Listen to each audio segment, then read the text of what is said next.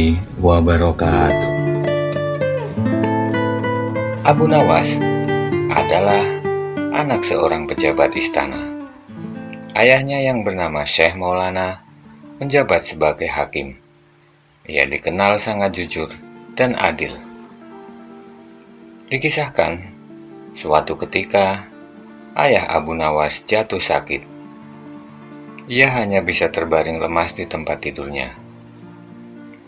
Ketika Abu Nawas menemani ayahnya yang sedang sakit, sang ayah pun berkata, "Abu Nawas anakku, aku sudah hampir mati sekarang. Ciumlah telinga kanan dan telinga kiriku." Abu Nawas pun langsung menuruti permintaan terakhir ayahnya. Ia mencium telinga kanan ayahnya yang ternyata berbau harum. Sedangkan telinga yang sebelah kiri ternyata berbau sangat busuk. Abu Nawas pun sangat heran dengan hal itu. Kemudian ayahnya berkata, "Wahai anakku, ceritakan kepadaku sejujurnya bagaimana bau kedua telingaku ini." Abu Nawas menjawab, "Saya sungguh heran, ayah. Telinga sebelah kanan ayah berbau harum, tapi yang sebelah kiri berbau sangat busuk." Sang ayah pun kembali berkata kepada Abu Nawas, "Hai anakku, tahukah engkau apa sebabnya?" "Tidak tahu, ayah. Cobalah terangkan kepadaku," jawab Abu Nawas. Kemudian Syekh Maulana berkata, "Pada suatu hari, datang dua orang mengadukan masalahnya kepadaku. Yang seorang aku dengarkan keluhannya, tapi yang seorang lagi, karena aku tidak suka, maka tak ku dengar pengakuannya. Inilah resiko menjadi hakim. Jika kelak kau menjadi hakim, maka kau akan mengalami hal yang sama. Namun, jika kau tidak ingin menjadi hakim, maka buatlah alasan yang masuk akal agar kau tidak dipilih sebagai hakim oleh Raja Harun al-Rasyid. Akan tetapi, pasti Paduka yang mulia akan tetap memilihmu." Tidak lama kemudian, ayah Abu Nawas pun meninggal dunia. Mengetahui kabar duka tersebut, Baginda Raja Harun al-Rasyid memerintahkan Abu Nawas mengubur jenazah ayahnya sesuai adat keluarga. Baginda Raja merasa senang saat melihat Abu Nawas sedang memandikan jenazah, mengkafani, mensolati, dan mendoakan, sebab kepandaian Abu Nawas sama persis seperti ayahnya. Baginda Raja kemudian berniat untuk mengangkat Abu Nawas sebagai pejabat istana menggantikan posisi ayahnya. Namun setelah prosesi pemakaman ayahnya selesai, tiba-tiba saja perilaku Abu Nawas mendadak berubah total. Abu Nawas bertingkah seperti orang gila. Dia mengambil sepotong kayu besar, lalu menaikinya dan berlari pulang menuju ke rumahnya. Semenjak itu pun, kemanapun Abu Nawas pergi, ia selalu berlari dengan menaiki sebatang kayu besar.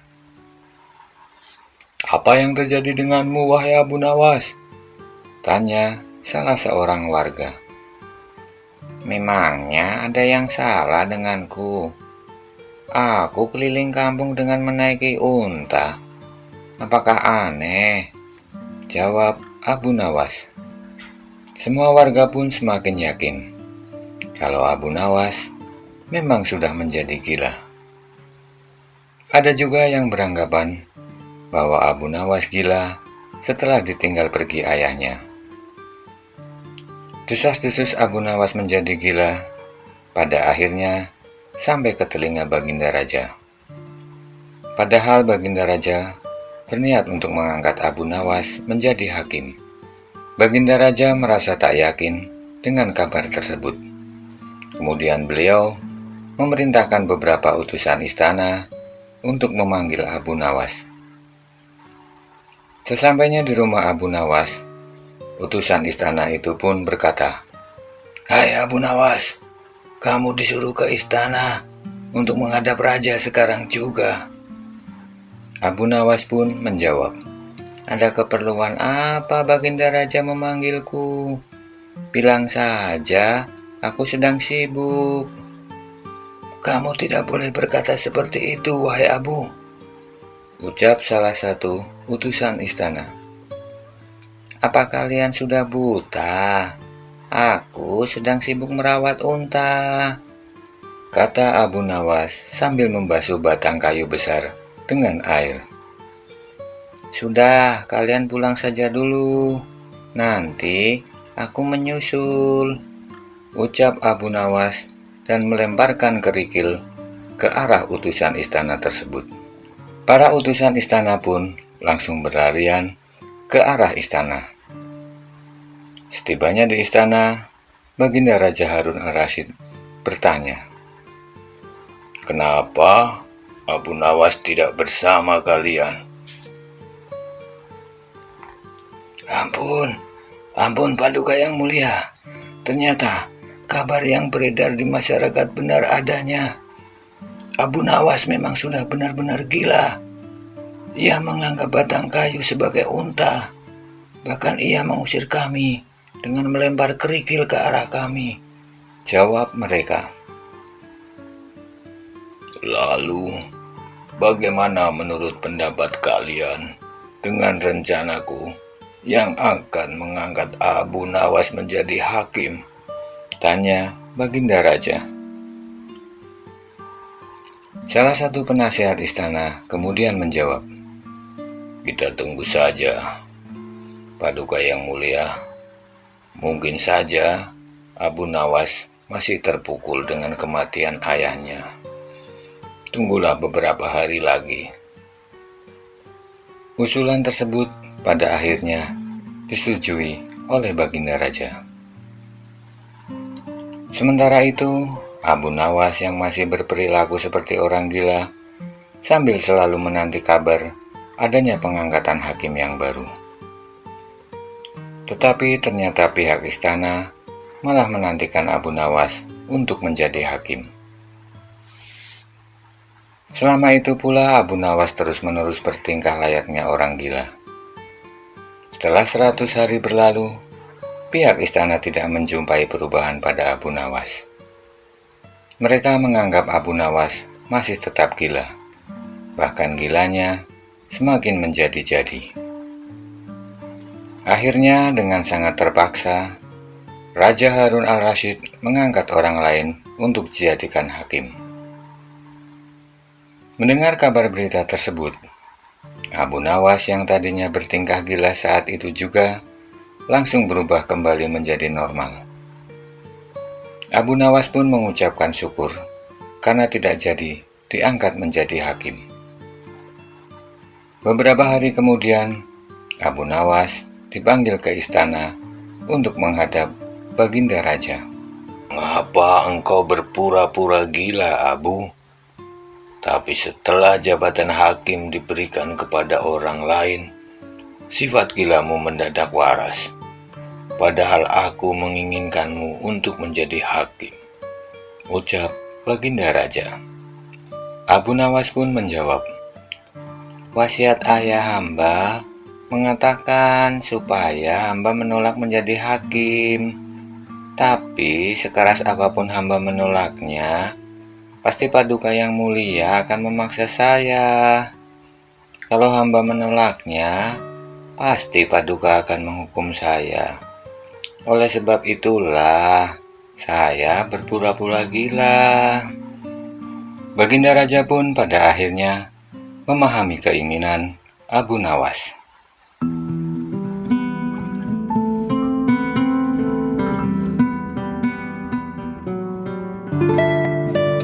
Suatu hari, Abu Nawas sedang berjalan-jalan ke tepi desa.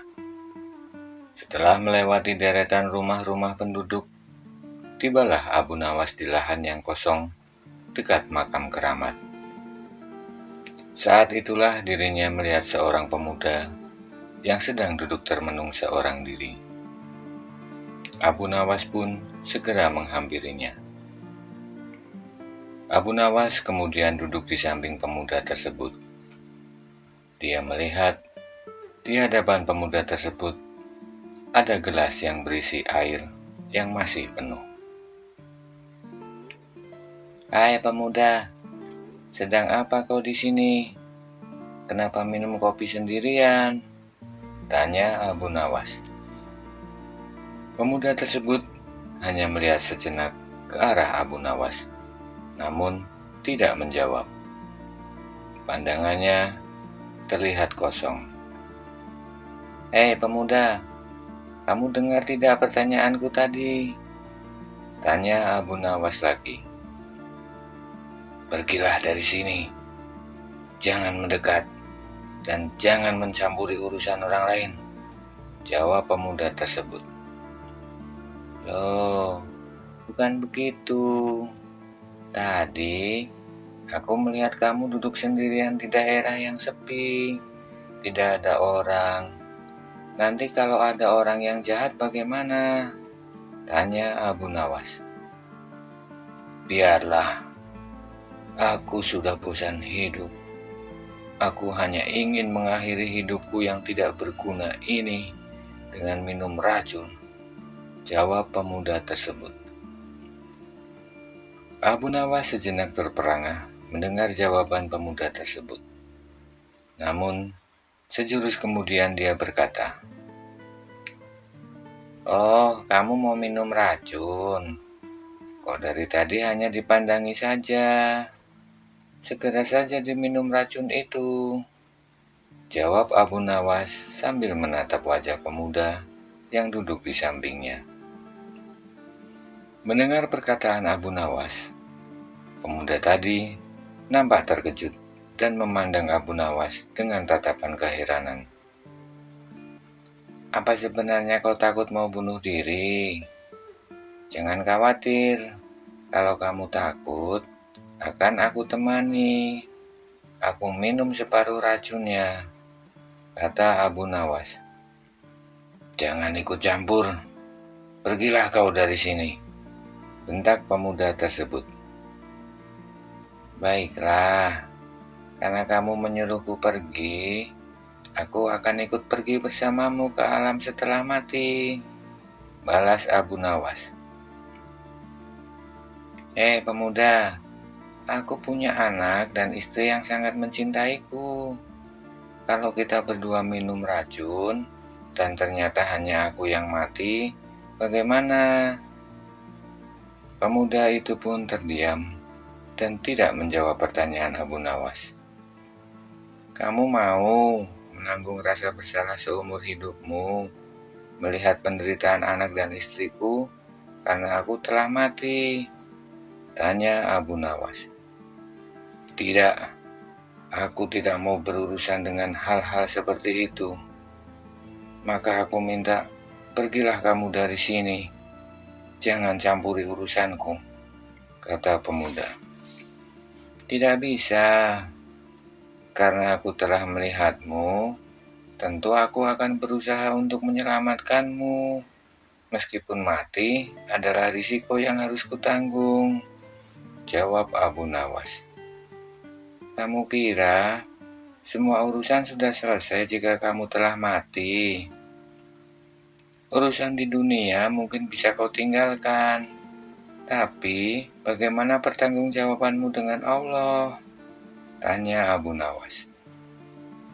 Pemuda tersebut hanya diam membisu 1000 bahasa.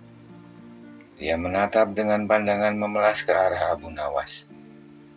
Niat untuk mengakhiri hidupnya sudah terbang entah kemana. "Bersyukurlah bahwa kamu diberi kehidupan oleh Yang Maha Hidup, dan matilah di jalannya," kata Abu Nawas. "Mengakhiri hidup adalah tindakan pengecut. Ketahuilah, setelah nyawamu terbang, kamu justru akan disiksa oleh siksaan yang tidak terbayangkan pedihnya. Semua siksaan di dunia ini mungkin belum ada apa-apanya dengan siksaan yang akan kau terima nantinya. Kamu mungkin pernah merasakan sakit terbakar karena api dunia, tapi itu belum ada apa-apanya dibandingkan dengan sakit yang akan kau terima jika engkau mengakhiri hidupmu, kata Abu Nawas. Pemuda itu pun semakin terpana dengan apa yang disampaikan oleh Abu Nawas.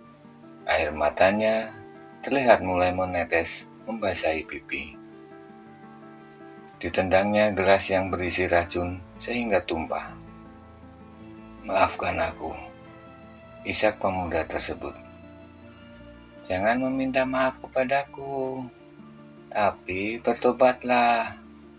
Minta ampun kepada yang maha pemberi ampunan, yaitu Allah Subhanahu wa Ta'ala, jawab Abu Nawas. Pemuda itu kemudian menangis sejadi-jadinya. Air matanya mengalir deras. Semua problem kehidupannya seolah ikut terbawa keluar bersama air matanya. Sementara itu, Abu Nawas hanya memandanginya. Dia membiarkan pemuda tersebut untuk meluapkan emosinya. Setelah beberapa saat, tangis pemuda itu pun mereda. Kemudian, Abu Nawas bertanya, "Sebenarnya, apa yang membuat kamu ingin mengakhiri hidup?" Sambil mengusap air matanya, kemudian pemuda tersebut menjawab, "Aku merasa gagal menjalani hidup ini. Semua yang kulakukan terasa sia-sia. Aku telah mencoba berbagai macam cara untuk mendapatkan uang, tapi entahlah, rasanya Allah tidak berpihak kepadaku. Orang-orang juga tidak ada lagi yang menyayangiku. Allah tidak pernah menguji hambanya jika dia tidak mampu melewatinya. Allah itu sudah menakar semuanya. Semua hanya butuh waktu dan kesabaran. Lihatlah hewan cicak. Dia tidak punya sayap, tapi makanannya adalah hewan-hewan yang bisa terbang. Namun cicak tetap bisa makan dengan berbagai cara menangkap mangsanya. Allah telah mempersiapkan semuanya, karena Allah Maha Pengasih dan Maha Penyayang. Jika kamu merasa tidak ada seorang pun di dunia ini yang menyayangimu, ingatlah Allah, karena Allah lah yang Maha Pengasih dan Maha Penyayang. Allah tidak pernah kenal lelah menyayangi makhluknya. Cobalah, mulai sekarang, kamu menebarkan rasa kasih sayang kepada semua makhluk ciptaannya. Jangan pernah lelah untuk menebar kebaikan meskipun itu berat, kata Abu Nawas panjang lebar. Mendengar penjelasan Abu Nawas, sinar mata pemuda tersebut kembali menyala. Perlahan emosinya pun mulai tertata. Berulang kali dirinya menghela nafas dan beristighfar. Untuk saat ini, kamu lebih baik jangan sendirian. Berbaurlah dengan banyak orang, karena di antara orang-orang tersebut, kamu bisa menebar kebaikan, kata Abu Nawas. Sekarang, lebih baik kamu pulang, kembali ke rumahmu dan bertobatlah, meminta ampunan kepada Allah Subhanahu wa Ta'ala, dan mulai jalani kehidupan dengan lebih baik, kata Abu Nawas. Pemuda tersebut kemudian bangun dari duduknya dan mengucapkan terima kasih kepada Abu Nawas.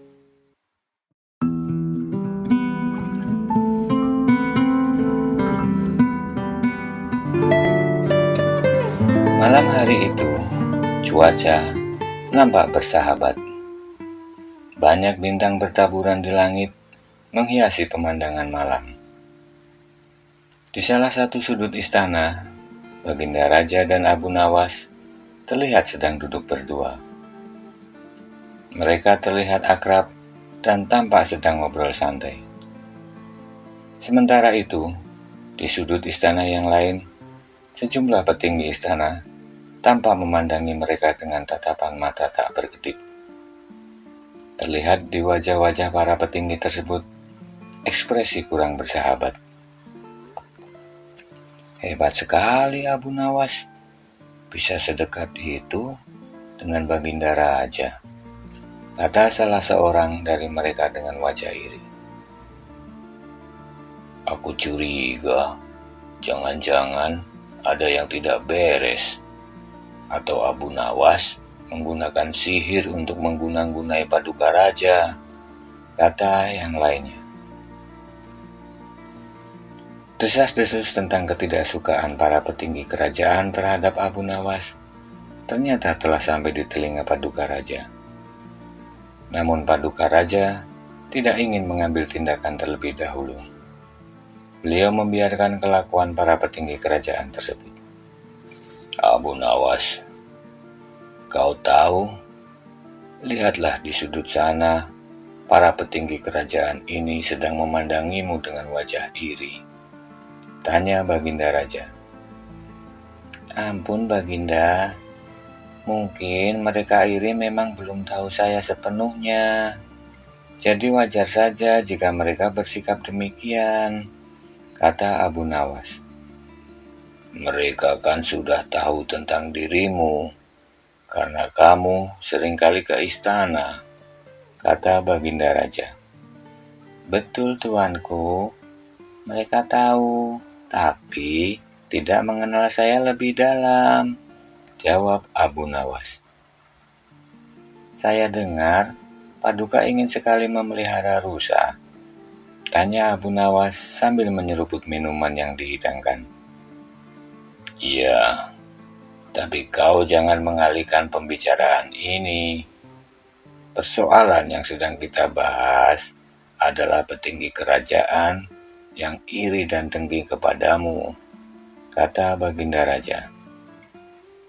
Mohon ampun Baginda, hamba tidak mengalihkan pembicaraan. Hanya saja, hamba kira nanti pas rusa itu datang, saya bisa sekaligus memberikan pemahaman sedikit kepada mereka, jawab Abu Nawas. Betul sekali Abu Nawas. Mereka memang belum pernah melihat rusa yang akan aku datangkan, jawab Baginda Raja. Tidak terasa, malam pun semakin tua dan beranjak ke ujung hari. Abu Nawas pun segera mohon diri, meski Paduka masih ingin ngobrol dengannya. Esok paginya, para petinggi kerajaan memutuskan untuk menghadap Baginda Raja dan menyampaikan rasa ketidaksukaan mereka kepada Abu Nawas. Mohon ampun Baginda, hamba ingin mengutarakan sesuatu kepada Baginda, kata salah seorang petinggi kerajaan. Apa itu? Tanya Baginda. Hamba harap Baginda berhati-hati dan jangan terlalu dekat dengan Abu Nawas. Hamba khawatir Abu Nawas mempunyai niat yang tidak baik terhadap Baginda, jawab petinggi kerajaan. Betul Baginda, hamba juga curiga Abu Nawas menggunakan sihir untuk mengguna-gunai Baginda agar mau tunduk, kata petinggi kerajaan yang lain. Terima kasih jika kalian semua selalu mengkhawatirkan aku. Tapi, janganlah menuduh seseorang jika kalian tidak mengetahui yang sebenarnya, jawab Baginda Raja dengan bijaksana. Mohon ampun Baginda, hamba hanya ingin yang terbaik untuk Baginda Raja, kata petinggi kerajaan. Baiklah, nanti siang akan ada kiriman dari negara sahabat kita. Tolong kalian terima kiriman itu dengan baik Jangan dibuka sebelum aku perintahkan, kata Baginda Raja. Siang harinya, kiriman dari negara sahabat seperti yang diceritakan Baginda Raja datang. Kiriman tersebut dibungkus dengan kotak yang amat besar dan tertutup rapat, sehingga tidak ada satupun para petinggi kerajaan yang bisa melihat isinya. Mereka pun terlihat sangat penasaran. Wah, luar biasa besar. Jangan-jangan isinya emas permata yang sangat banyak, ucap salah satu dari mereka. Atau jangan-jangan isinya makanan kesukaan Baginda Raja, ucap yang lainnya. Sore harinya, Baginda Raja kemudian mengumpulkan semua petinggi kerajaan di sekitar kiriman dari negara sahabat tersebut. Baginda Raja kemudian memerintahkan pengawal untuk memanggil Abu Nawas. Para petinggi kerajaan pun semakin keheranan dengan sikap Baginda Raja. Mereka tidak mengerti kenapa untuk membuka paket kiriman dari negara sahabat saja mesti harus ada Abu Nawas. Selang beberapa saat lamanya, Abu Nawas pun tiba. Abu Nawas, paket kiriman dari negara sahabat telah datang. Kini, apa yang akan kau lakukan? Tanya Baginda kepada Abu Nawas. Baiklah, terima kasih Baginda telah mengundang saya. Kali ini, saya mohon izin untuk meminta para petinggi kerajaan masuk ke dalam paket tersebut. Dan silakan, setelah keluar nanti, diceritakan seperti apa isinya, jawab Abu Nawas. Baginda Raja kemudian segera memerintahkan para petinggi kerajaan untuk masuk ke dalam paket kiriman tersebut secara bergantian. Wajah para petinggi kerajaan nampak bertanya-tanya, namun mereka tidak mau membantah perintah Baginda Raja. Segera saja mereka memasuki paket kiriman tersebut secara bergantian. Setelah beberapa menit lamanya, kemudian para petinggi kerajaan pun kemudian menceritakan apa yang dirabanya dalam paket tersebut. Hamba mengira paket ini isinya baju-baju yang mahal harganya, karena saya tadi menyentuh sesuatu dan terasa sangat halus, kata salah seorang petinggi kerajaan. Kalau menurut hamba, ini adalah emas yang berbentuk bulat panjang, kata yang lainnya. Ternyata, semua petinggi kerajaan mempunyai pendapat yang berbeda-beda tentang isi paket kiriman dari negara sahabat tersebut. Abu Nawas pun hanya tersenyum mendengar jawaban mereka semua. Begitu pula dengan Baginda Raja. Nah, sekarang semua mempunyai pendapat sendiri-sendiri. Terus, mau bagaimana Abu Nawas? Tanya Baginda Raja. Mohon ampun Baginda, hamba mohon izin untuk membuka paket tersebut, kata Abu Nawas. Setelah paket kiriman tersebut dibuka, semua petinggi kerajaan yang ada di tempat tersebut nampak terkejut. Semua tidak mengira bahwa isinya adalah seekor rusa yang selama ini Baginda Raja inginkan. Nah, sekarang semua bisa melihat isi paket kiriman tersebut dengan jelas dan gamblang. Saya maklum adanya ketika para petinggi kerajaan menyebutkan dan menerka apa isi paket tersebut. Semua pasti tidak ada yang benar. Semua itu disebabkan karena ketidaktahuan. Jadi, wajar saja jika semua hanya bisa menerka sesuai pengetahuannya, kata Abu Nawas. Wajar saja jika para petinggi kerajaan iri dan bersikap waspada kepada saya, karena belum mengenal saya secara mendalam, lanjut Abu Nawas. Para petinggi kerajaan hanya terdiam. Mereka semua berusaha mencerna apa yang telah diucapkan oleh Abu Nawas. Sementara itu, Baginda Raja nampak tersenyum mendengar penjelasan bijaksana Abu Nawas. Mungkin ada yang mengira saya menggunakan sihir untuk mendekati Paduka. Benar sekali, saya menggunakan sihir. Tapi, sihir yang saya gunakan tidak seperti yang para petinggi kerajaan bayangkan. Saya tidak menggunakan mantra-mantra ataupun barang-barang gaib.